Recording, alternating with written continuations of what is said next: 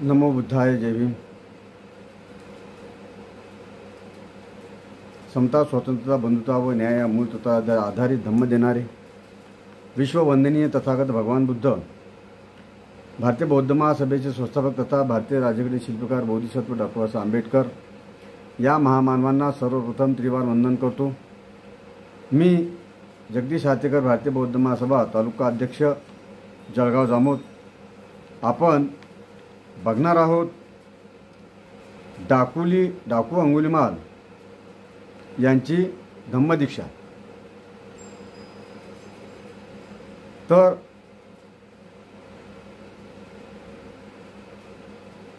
तथागत भगवान बुद्ध यांच्या जीवनामध्ये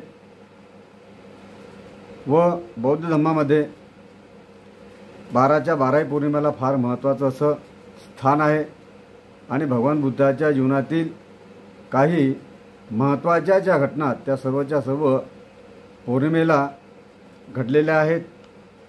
तर आज आपण बघणार आहोत श्रावण पुण्यमी अर्थात श्रावण पौर्णिमा। तर या पौर्णिमेला अशा 4 प्रमुख घटना घडलेल्या आहेत। त्यामध्ये पहिली घटना आहे तथागतांनी अंगुलीमालाला धम्मदीक्षा दिली। दुसरी घटना आहे सुदत्ताने अर्थातच अनाथपिंडकाने 160 बुद्ध सुत्त सुखोद्गत मुखोद्गत सांगितले। तिसरी घटना आहे पहिली धम्मसंगीती आणि चौथी घटना आहे शून्यवादी महान आचार्य नागार्जुन यांची जयंती। तर त्यापैकी जी पहिली घटना आहे ती म्हणजे तथागतांनी डाकू अंगुलीमालास धम्मदीक्षा दिली। बौद्ध जगतामध्ये अशी अग्र श्रावकांची परंपरा मानण्यात येते। त्यातील एक म्हणजे अंगुलीमाल। अंगुलीमाल कौशल नरेश प्रसेनजित यांच्या पुरोहिताचा मुलगा। कुलीन ब्राह्मण कुळात जन्म। वडिलाचे नाव गार्ग्य अर्थात भार्गव आणि आईचे नाव मैत्रायणी होते। त्यांनी आपल्या मुलाचे नाव अहिंसक असे ठेवले होते। तो मेधावी होता। त्याला तक्षशिला येथील गुरुकुलात विद्या अध्ययनाकरिता पाठविण्यात आले। तो व्रत संपन्न होता, आज्ञाधारक होता, सदाचरणी होता, बुद्धिवान व सत्यवादी होता। तसेच गुरुभक्त होता। तो आचार्य मणिभद्र यांचा अत्यंत आवडता शिष्य बनला। मेधावी असल्यामुळे अनेक विद्या इतरांच्या मानाने त्याने अल्पावधीत प्राप्त केल्या होत्या। त्याचे हे सद्गुणच अन्य गुरुबंधूंच्या ईर्षेचे कारण बनले। गुरुचे कान भरले, घर दूषित केले म्हणून आचार्य मणिभद्राच्या राग अनावर झाला। विद्याभ्यासाचा काळ संपला। अन्य शिष्यांनी गुरुस फार मोठी दक्षिणा दिली, पण संशयाने पिसाळलेल्या गुरुने मोठ्या युक्तीने 1000 माणसांची हत्या करून पुराव्यादाखल त्यांच्या उजव्या हाताच्या करांगळ्याची माळ गुरुदक्षिणेत मागितली। अशा रीतीने हा सदाचारी युवक दुराचारी बनला, अहिंसकाचा हिंसक झाला, मैत्री धर्म सोडून क्रूर कर्मा बनला। जालिनी जंगल आता मृत्यूस्थळ बनले। कौशल देशाचा प्रसेनजित नावाचा राजा होता आणि त्याच्या राज्यात हा अंगुलीमाल नावाचा एक आडदांड दरोडेखोर होता आणि रक्तपातामुळे त्याचे हात नेहमी रक्ताने बरबटलेले असत आणि तो कुणालाही कधी दया दाखवीत नसे। त्यामुळे गावे ओसाड झाली होती, नगरांची नासधूस झाली होती आणि कित्येक प्रदेश उद्ध्वस्त झाले होते। ठार मारलेल्या प्रत्येक माणसाचे एक एक बोट कापून तो त्याची माळ गळ्यात घालीत असे आणि म्हणूनच त्याचे नाव अहिंसक काच्या ऐवजी अंगुलिमाल असे पडले.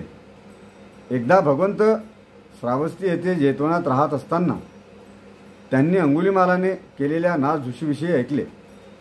तथागतांनी त्याला सदाचारी मनुष्य बनविण्याचे ठरविले. म्हणून एके दिवशी भोजन झाल्यावर आपला बिछाना बाजूला ठेवला आणि आपले चिवर व भिक्षापात्र घेऊन ते दरोडेखोर अंगुलिमाल याला शोधण्यासाठी निघाले. ते त्या बाजूला प्रवास करीत चाललेले पाहून गुराखी, मेंढपाळ, शेतकरी आणि वाटसरू मोठ्याने ओरडले, श्रमण, त्या वाटेने जाऊ नका. त्या वाटेने तुम्ही डाकुली अंगुलिमालाच्या हाती पडा. 10, 20, 30 इतकेच नव्हे तर 40 माणसे देखील जरी एकत्र जमून त्या वाटेने गेली तर तो सगळा जथ्था त्या डाकूच्या हाती सापडतो. परंतु एकही शब्द न बोलता भगवंत आपल्या वाटेने चालू लागले. दुसऱ्यांदा आणि तिसऱ्यांदा जवळपास असलेल्या लोकांनी भगवंतांना पुन्हा इशारा केला तरी देखील एकही शब्द न बोलता भगवंत आपल्या वाटेने चालतच राहिले. काही अंतरावरून त्या दरोडेखोरांनी भगवंताला येत असताना पाहिले आणि जेथे 40-50 प्रवाशांचा जथ्था देखील त्याच्या वाटेने जाण्यास झसत नसे तेथे हा तपस्वी त्या वाटेने एकटाच येत असलेला पाहून त्याला फार आश्चर्य वाटले आणि या तपस्व्याला ठार मारण्याचा विचार त्याच्या मनात आला.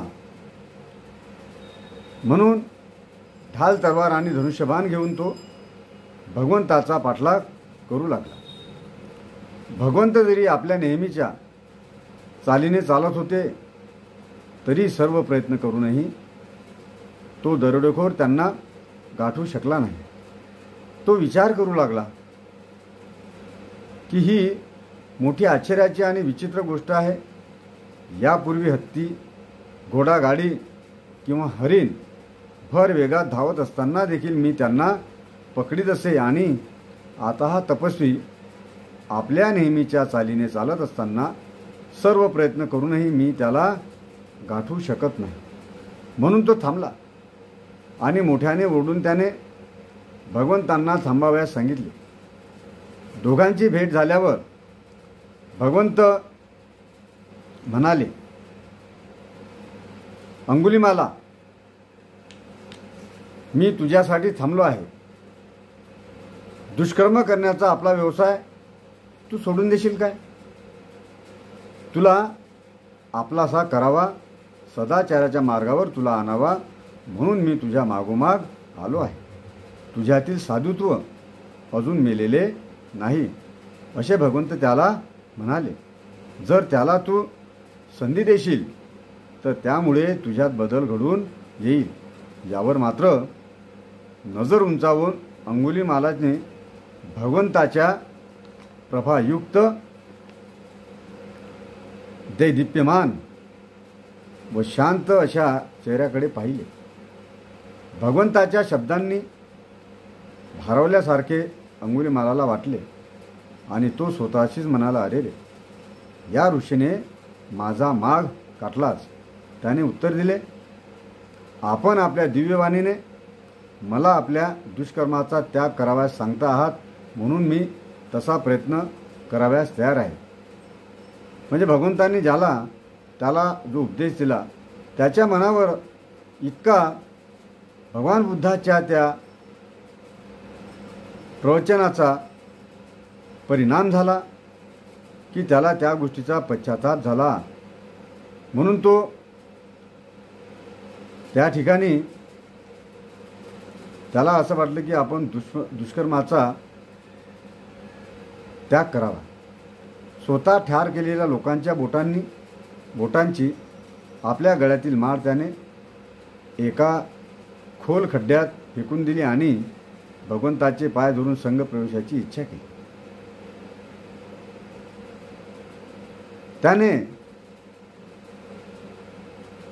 भगवंताच्या समोर संघामध्ये प्रवेशाची इच्छा केली. त्यानंतर देवांचे आणि मानवांचे मार्गदर्शक भगवान बुद्ध त्याला म्हणाले,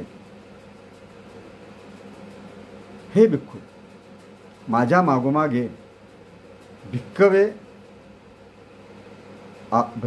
यावे. आणि ही आज्ञा झाल्यापासून अंगुलिमाल भिक्खू बनला, हिंसकाचा हिंसक बनला.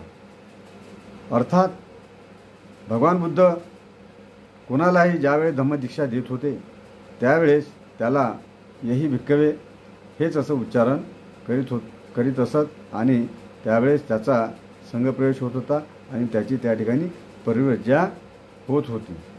आपल्या परिवारातील एक भिक्खू म्हणून अंगुलिमालाला बरोबर घेऊन भगवंत श्रावस्तीला आपल्या सुखनिवासाकडे निघाले. त्यावेळी राजा प्रसेनजिताच्या अंत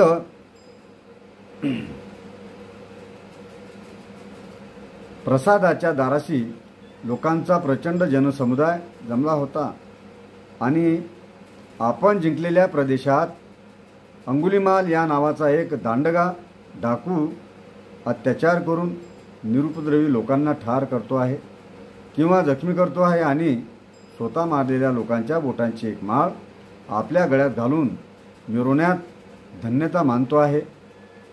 त्याचा निपात करा असे तो जनसमुदाय ओरडत होता. प्रसेनजिताने त्याला मारण्याचे आश्वासन दिले, पण त्यात त्याला यश आले नव्हते. भगवान तथागत आणि त्याच्या मागोमाग जात असलेल्या अंगुलिमाल प्रचंड जनसमुदायाचे हे शब्द ऐकत होता.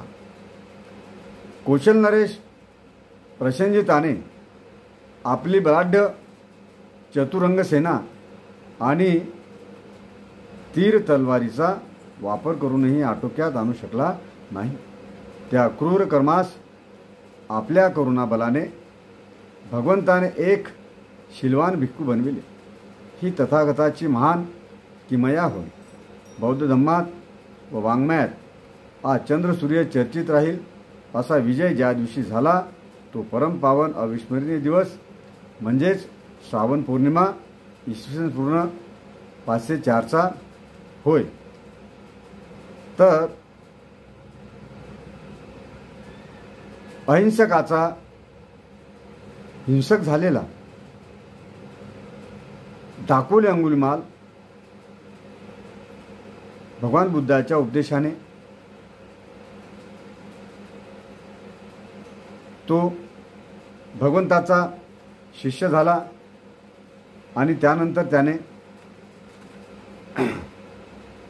त्या ठिकाणी बौद्ध धम्माची प्रज्ञा घेतली. त्याचप्रमाणे आपण सुद्धा